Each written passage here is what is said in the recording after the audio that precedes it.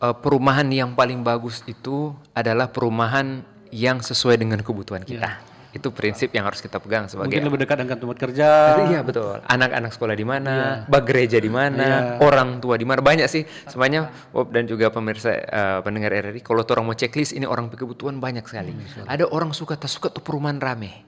Oh iya. Ada orang tak suka tuh yang perumahan sunyi, sepi, yang lebih teduh. teduh. Tak suka tuh perumahan banyak pohon.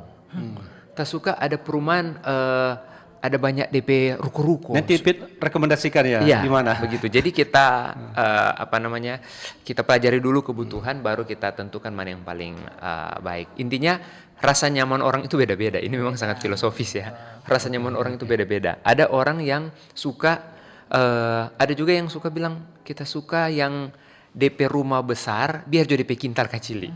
Nah, ada orang bilang biar cuma DP kamar cuma satu atau dua, yang penting DP kintal besar. Jadi sebagai konsultan memang seorang petugas itu ya untuk menjelaskan dan juga memberikan rekomendasi tertentu.